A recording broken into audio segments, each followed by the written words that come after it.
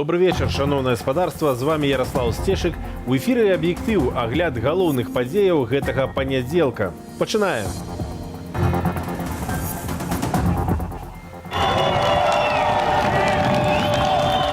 Палітычныя суды і арышты працягваюцца. Молчать просто уже невозможно молчать и сидеть дома и говорить о том, что я ничего не вижу, не слышу. Але грамадзяне не спыняются. Надоело терпеть ложь, терпеть унижение, терпеть избиение наших соседей, наших друзей. Пратэстуюць і студэнты, і пенсіянеры. Визит у Берлин. На каждой этой встрече будет обсуждаться ситуация в Беларуси и помощь, которая нам необходима. Программа сапраўды нагадвае візіт кіраўніка краіны. Святлана Ціхановская сустрэлася з беларускай дыяспарай. Традыцыйныя праблемы з арыфметыкай у сталічнай міліцыі. Падначаленыя Юрыя Караева налічылі толькі 10 тысяч удзельнікаў нядзельнага маршу вызвалення палітвязняў. Праваабаронцы кажуць пра 100 тысяч пратэстоўцаў. Супраць мірных дэманстрацыяў у розных гарадах Беларусі ужывалі вадамёты, слезатечны газ і іншыя спецсродкі. Затрымалі больш за 300 чалавек. Але суворыя пакаранні не зніжаюць пратэставыя настроі. Чаму, высвятляла Ольга Старсціна. Беларусь по-ранейшаму краіна стабільнасці. Ужо 8 тыдняў штонядзелю беларусы стабільна пратэстуюць. І гэтыя пратэсты таксама стабільныя. Яны і не сціхаюць, і не ўзмацняюцца. Пасля кожнай пратэставай нядзелі сваякі ды сябры затрыманых ідуць спачатку ў раусы. Почти никого не отпустили, только одну женщину, у которой был ребенок с онкологией, и то ее волонтеры просто вырвали, по сути. Всех перегрузили в автозак, часть повезли на Жодину в одном автозаке, а наших повезли сюда. У изолятор на Акрэсціна, дзе стабільна сваякі ды сябры затрыманых не могуць даведацца пра лёс сваіх блізкіх. Смущает, что никакой информации, причем, когда мы здесь были, совершенно разная информация, направляют по разным РУВД, по судам, а ничего не добьешься, получается. А цяпер будзе яшчэ складаней. Валанцёры, якія дапамагалі ў пошуку звестак, больш не будуць працаваць ля Акрэсціна. Мы приехали сюда в 9, волонтеров не было, и, похоже, не будет. Это очень печально, потому что людям не у кого даже спросить помощи. Сумна і таму, што сёння адмовіліся прымаць якія-кольвек перадачы для затрыманых. В списках на суде уже сутки дали, и здесь говорят, ничего не знаем, передачу только завтра. Ребята в таких легких вещах, и абсолютно ничего нельзя передать. Пазней на дзвярах изолятару з'явілася ўдакладненне. У краіне каронавірус, таму перадачы будуць прымаць толькі па чацвяргах. Напярэдадні затрымлівалі не толькі ўдзельнікаў учорашняй акцыі, але нават першага паслявыбарчага пратэсту. Приехали домой с обыском, с постановлением прокурора на основании какой-то пояснительной записки. Обыскали всю квартиру, после чего сказали, проедемте в отделение, мою мать и моего брата. На наступны дзень экспрэс-суд праз скайп і пастанова, як кажа Алена, без выслухоўвання аргументаў затрыманага. Сразу обвинение, естественно, что мы все в шоке большом, все друзья, все знакомые. До этого было недоверие, теперь просто тут даже, я не знаю, как к этому всему относиться. Я очень недовольна нынешней ситуацией в стране и открыто об этом заявляю, что я против нынешней власти. Разгонамі ды затрыманнямі улады спрабуюць збіць пратэставыя настроі, але ці атрымліваецца? Не думаю, што гэтыя пратэсты сціхнуць. Таму што ёсць пэўнае ядро. Гэта ядро актыўнае.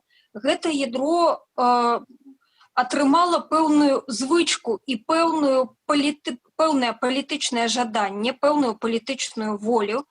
Таму зусім знікнення канфліктаў не будзе. Але ці доўга змогуць у такіх варонках улады вытрымліваць народнае супрацьстаянне? Улады, яны, скажем так, трываюць, паколькі яны ходзяць на працу. Это іхняя праца, в прынцыпе, так ці іначай сілавікі будуць выходзіць на працу, будуць больш бегаць ці менш бегаць. Яны не стомяцца разганяць, іхняя параза можа адбыцца па іншых прычынах. Эксперты лічаць, што пераламаць сітуацыю на карысць пратэстоўцаў маглі б масавыя страйкі на прадпрыемствах. Але ўлады маюць яшчэ магчымасці для манеўру наабяцаць ці то канстытуцыйную рэформу, ці то новыя выбары ў неакрэсленай будучыні. Вольга Старасціна, Белсат. Сталічных журналістаў, якія працавалі на маршы вызвалення, выклікалі ў кастрычніцкі аддзел міліцыі на размову і прымусілі пісаць тлумачэнні. Напярэдадні журналістаў выданняў «Беларусы і рынак», «Белгазета» і «Онлайнер» Олега Шапелюка, Дар'ю Сапранецкую і Александра Владыку спачатку затрымалі, потым адпусцілі, а пазней ізноў хацелі вярнуць у пастарунак. Я, насамрэч, можна сказаць, мімо праходзіла, таму што, я проста бачыла затрыманне, я разумею, што зараз журналістаў вельмі мала ў поле. І, ты робіш гэта не для сябе, вось я зняў или яшчэ нешта. Ты робіш гэта, таму што трэба дакументаваць падзеі, якія ў краіне адбываюцца. Гэта наш прафесійны абавязок. Есть рапорты сотрудников милиции за якобы участие в несанкционированных мероприятиях. И в связи с этими рапортами сейчас проводится проверка. Каждый журналист дал свои пояснения относительно того, где он был и чем занимался. То есть на сегодняшний день это уже начатый административный процесс, но РУВД пока не составляла протокол об административном правонарушении.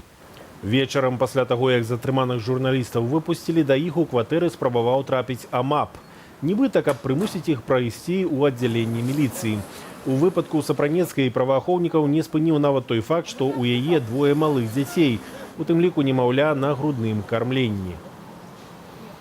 Але грамадзяне не спыняюцца. Сёння ў Менску мірныя акцыі пратэсту ладзілі і моладзь, і пенсіянеры. Гэтак студэнты лінгвістычнага універсітэту і акадэміі мастацтваў спявалі на прыступках сваіх вучэльняў. А пенсіянеры прайшліся маршам ад плошчы Незалежнасці. Падрабязнасці ў Анастасіі Русецкай. Кожным восеньскім днём робіцца толькі халадней, аднак запалу студэнцкіх пратэстаў гэта не астуджае. Мы против того, что сейчас творится. То, что мы не сидим дома, и мы действительно хотим что-то сделать для нашей страны, хотя бы маленькими шажками, но мы справимся, мы сможем.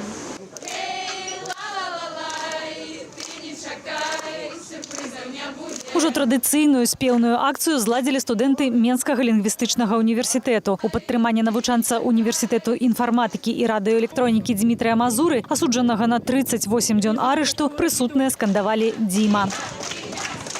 Надоело терпеть ложь, терпеть унижение, терпеть избиение наших соседей, наших друзей. Надеемся, это скоро закончится, и выходить мы не перестанем. Мы отставим свое право мирного протеста и несогласия с тем, что нам пытаются внушить. Выборы были сфальсифицированы, и все, что сейчас происходит, это все неверно, неправильно. Мы стоим на том, чтобы все это изменить и поставить все на свое место.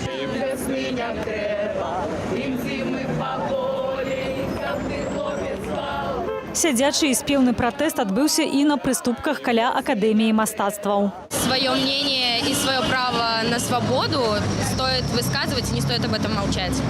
Даже под предлогом отчисления или еще чего-нибудь.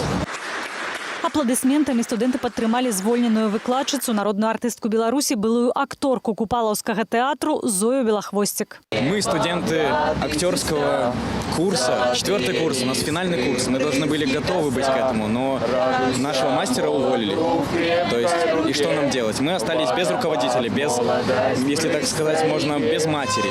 А ў другой палове дня падтрымаць моладзь і выказаць сваю нязгоду з гвалтоўнай палітыкай уладаў на плошчу Незалежнасці выйшлі пенсіянеры з кветкамі і бел-чырвона-белымі сцяжкамі ды стужкамі. Моладзь хапаюць, збіваюць, а вы ведаеце, я учора стала на калені перад АМАПам і сказала: возьмите мяне одну і у турму везіце, а моладзь не шапайце. А яны мне сказалі: а вы нам не патрэбныя.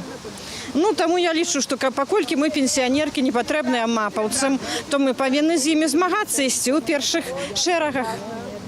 Живе Беларусь! Мы пришли сюда, чтобы поддержать нашу молодежь, которая все время выходит. Мы с ними, мы против Лукашенко.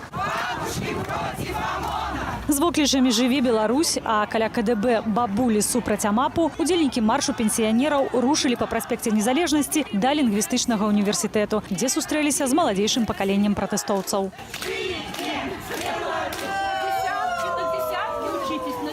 Акцыя адбылася і на праспекце Дзяржынскага. Каля гандлёвага цэнтру «Тытан» людзі ўтварылі традыцыйны ланцуг салідарнасці.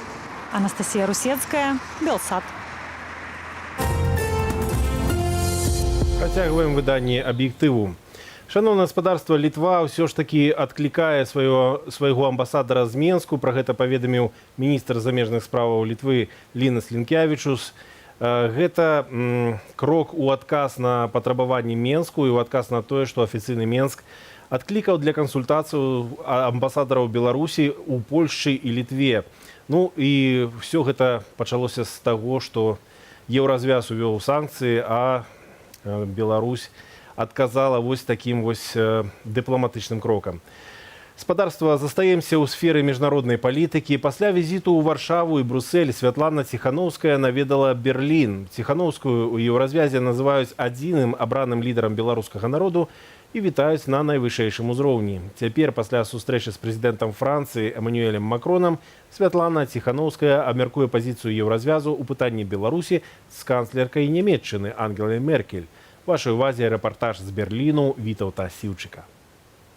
Берлін вітае Святлану Ціханаўскую. Экс-кандыдатка на пасаду прэзідэнта Беларусі распачынае свой трохдзённы візіт у Нямецчыну. Праграма сапраўды нагадвае візіт кіраўніка краіны. Як належыць кіраўніку краіны, Святлана Ціханаўская таксама сустрэлася з беларускай дыяспорай. Гэта быў першы пункт у праграме. З-за абмежаванняў, накладзеных уладамі Нямецчыны з прычыны каронавірусу, сустрэцца ў закрытым памяшканні магло ўсяго толькі 25 чалавек. Однако охвотных не браковало. Светлана Тихановская сегодня приехала в Берлин. Я тоже проделал дорогу из Франкфурта в Берлин, почти 500 километров, и не мог отказать себе возможности встретиться со Светланой Тихановской. Гэта жанчына, якая, як мы все ведаем, от пачатку не была прафесійным палітыкам і не збіралася рабіць палітычную кар'еру, але працягам гэтых месяцаў мы ўсе бачым, як яна становіцца сапраўднай лідаркай Беларусі. Сустрэчу зарганізавала згуртаванне беларусаў Нямецчыны разам. Святлана Ціханаўская падзякавала суайчыннікам за вельмі цёплы прыём. Таксама палітык звярнулася да тых беларусаў, якія працягваюць супраціўляцца узурпацыі ўлады непасрэдна на радзіме. Я горжусь тем, что я белоруска. Я горжусь, что я среди таких людей. Потому что, несмотря на то, что я вынуждена была уехать, мое сердце все равно остается в Беларуси, среди людей.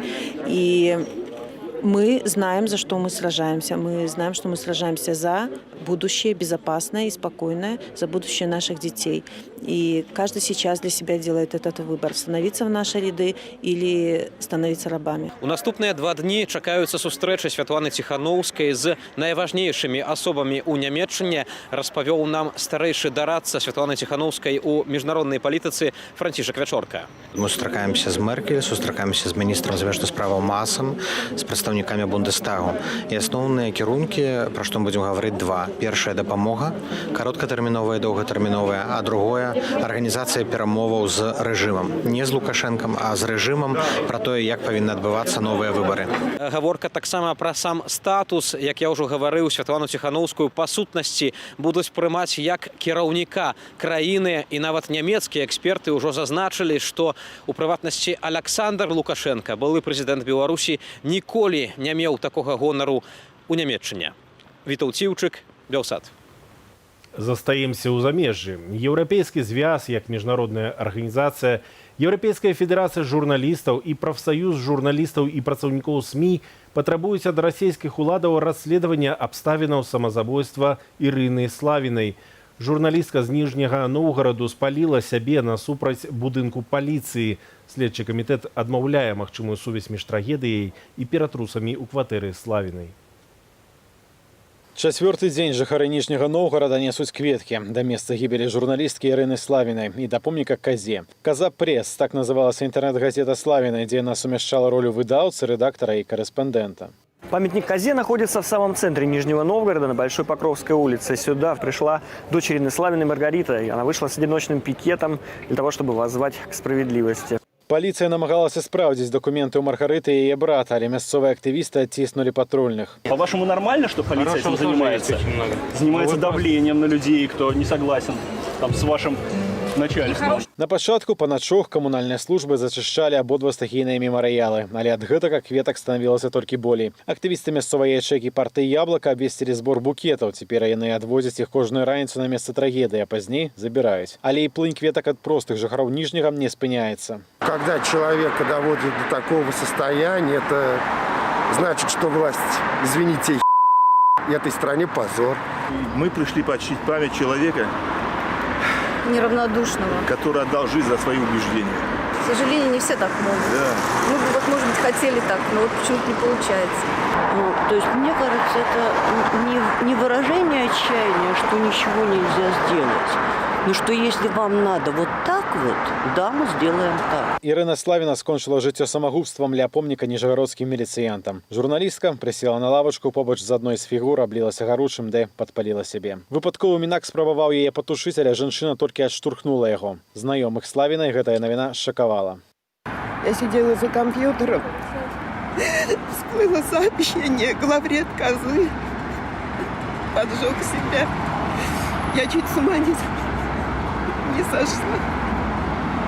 Напярэдадні гібелі ў Ірыны Славінай прайшоў вобшук. Яна праходзіла сведкай па справе аб супрацоўніцтве з непажаданай арганізацыяй, грамадскім аб'яднаннем «Открытая Россия». У яе сям'і канфіскавалі всю тэхніку и подвергнули зневажальным следующим деяниям. Я думаю, что в данном случае была какая-то разнарядка из центра совершенно точно по там... Вот в каждом регионе у нас условно должно быть одно уголовное дело по «Открытой России». И вот какая-то такая разнарядка есть федеральная, а местные уже там... используя свои навыки, умения, как они могут, пытаются здесь что-то выковырить по этому поводу. На Славіну і раней увесь час аказваўся ціск. Журналістку штрафавалі, ёй даводзілася ладзіць дабрачынныя зборы, прадаваць швэдры ўласнай вытворчасці і нават хатні сыр. Если бы не общественная поддержка, я бы, не знаю, как бы я платила все эти штрафы. Конечно, я связываю это со своей журналистской деятельностью, потому что я очень часто, делая свои новости или аналитику, рассказываю о фабрикации уголовных дел. Вось Ірына пасля чарговага суда паказвае Козу. Журналістыка Славінай была на мяжы палітычнага актывізму, гэта часта бывае ў незалежнай рэгіянальнай прэсы. Але грань гэтую, па словах знаёмых, Ірына ніколі не пераступала. Издание «Коза Пресс» было уникальным в регионе. И такой порыв к правде. У Ирины очень сильно чувствовалось ее желание рассказать правду людям. У 90-е Ніжні Новгарад славіўся жорсткасцю мясцовага амапа. Ужо ў нулявых тут з'явіўся камітэт супраць катаванняў пасля агучнай справы пра здзек над Алексеем Михеевым. Той выскачыў з акна аддзела міліцыі, ратуючыся ад здзекаў. Один из немногих источников информации, такой СМИ в Нижнем Новгороде, который говорил о проблемах, ее постоянно преследовали и на официальном уровне, и там хейтили в соцсетях и так далее. Першы каментар пад развітальным допісам Ірыны Славінай пакінуў былы кіраўнік цэнтра Трыфанаў. Ён жа адным з першых расказаў у сваім тэлеграме аб гібелі журналісткі. Этот человек неподходящее слово. Он, в общем, долгое время возглавлял Нижегородский центр по противодействию экстремизму. Будучи там при должности своей, он неоднократно преследовал, в общем-то, оппозиционеров. Причем были даже публикации о том, что вот его и его коллеги, каких-то активистов тоже избивали в своем отделе. Улады вобласці абяцаюць разабрацца ў прычынах смерці ды пакараць вінаватых. Адрэагавалі на трагедыю ў Крамлі, выказалі спачуванні. Дату пахавання абвесцяць пасля таго, як сваякам выдадуць цела. Развітанне будзе публічным, але пахаванне сваякі хочуць правесці у сямейным коле. Дорогие горожане, земляки, я журналист, меня зовут Ирина Славина. И я приехала сюда сегодня не только для того, чтобы снять сюжет, но и привезла вам факт. Глеб Беліченко, Всеволод Шлыкаў, Белсат. Спадарства, вяртаемся дадому. Беларусь не зможа прыняць і правесці сусветную шахматную алімпіяду ў 22-м годзе. Афіцыйная прычына – невыкананне фінансавых абавязкаў. Неафіцыйна вядома, што замежныя спартовыя чыноўнікі вельмі незадаволеныя палітычнымі рэпрэсіямі і арыштамі беларускіх спартоўцаў. Алесь Пуціла. Шахматные олимпиады гуляются от 1927 года, але выпадок адмовы ад яе правядзення беспрэцэдэнтны. Прытым, што 2 гады таму ў Батумі міністр спорту і турызму Беларусі Сергей Кавальчук асабіста гарантаваў міжнароднай федэрацыі правядзення спаборніцтваў згодна з усімі патрабаваннямі. Связано ли это с политикой? Может быть и так, однако. Потому что, вы знаете, сейчас мы находимся в статусе страны-изгоя. Вся Европа в связи с известными событиями от нас отказывается. И умные люди в шахматы, не зря же шахматы, Фидesz считают, что зачем, так сказать, рисковать. Это дело серьезное. Это не то, что сегодня объявили, а завтра играешь. Это нужно готовиться, нужно большие финансовые вложения, гарантии. А гарантий нет, денег нет. Беларускай федэрацыі шахматаў паводле яе кіраўніцы і адначасова віцэ-прэзідэнта ФІДЭ Анастасіі Сарокінай цягам 2 апошніх гадоў актыўна працавала дзеля правядзення Алімпіяды ў Менску, але ўрэшце вытрымаць наплыў прадстаўнікоў з прыкладна 190 краінаў свету Беларусі аказалася не пад сілу. Несмотря на договоренность на чуть ли не на самом высоком уровне, на уровне премьер-министров, получается, что Минспорт денег не может дать физически. Для всех белорусских шахматов, я считаю, очень большая потеря и в плане имиджа, и в плане развития. И теперь вот это все движение вперед просто остановилось и пошел откат назад. Ну, как далеко это будет, не знаю, но для репутации, конечно, это ущерб большой. Як тлумачыць кіраўніцтву Беларускай федэрацыі шахматаў, прычынай такога рашэння ўладаў сталася складаная эканамічная ды эпідэміялагічная сітуацыя ў краіне і ў свеце. Цяпер Беларусі трэба падрыхтавацца да штрафных санкцыяў, якія могуць сягаць $1 мільён і праз перамовы мінімізаваць фінансавыя ды рэпутацыйныя страты. Канчатковае рашэнне мусіць прыняць на чарговай генеральнай асамблеі ФІДЭ, якая пройдзе ў рэжыме онлайн сёлета 6 снежня. Александр Пуціла, Белсат.